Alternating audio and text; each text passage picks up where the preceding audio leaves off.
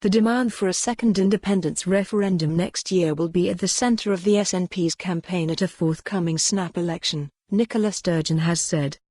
The leader of the SNP made the comment as she set out why her party was backing a new poll on December 9, arguing it would put Boris Johnson in a weak position given his do-or-die promise that the UK would be leaving the EU on October 31.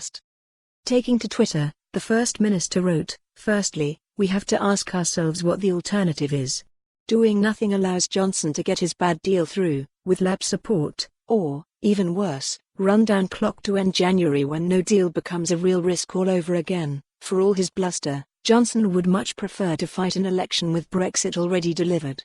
An election now would instead force him to explain his failure to keep his October 31 do-or-die promise and also defend his bad deal." She added, "Finally, all of this Brexit chaos is being imposed on Scotland against our will.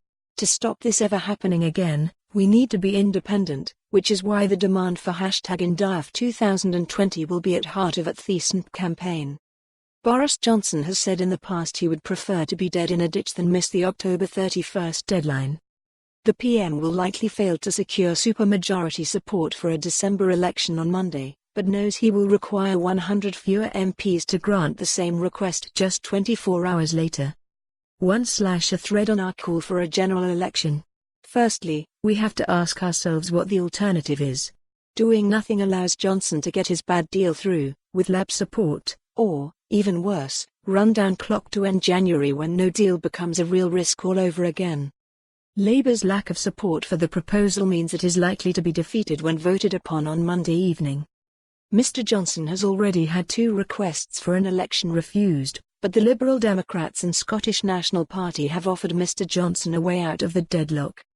Lib Dem leader Joe Swinson and the SNP's Westminster leader Ian Blackford have put forward a tightly drafted bill that would grant an election on December 9, 3 days earlier than the PM's suggested polling date, as long as the European Union grant an extension until January 31. Number 10 hinted it could back the opposition party's proposal for a bill, requiring only a simple Commons majority, that proposes an election on December 9 should Labour decline to back the Prime Minister's push for a general election today. Ian Blackford told the Sunday National, "What Johnson is trying to do is squeeze through his deal in the next couple of weeks, so that we end up in transition, we are out of Europe and then he has an election. That is simply not acceptable. If the Prime Minister's so-called deal goes through, it means we are for more on this story." Visit the news article link.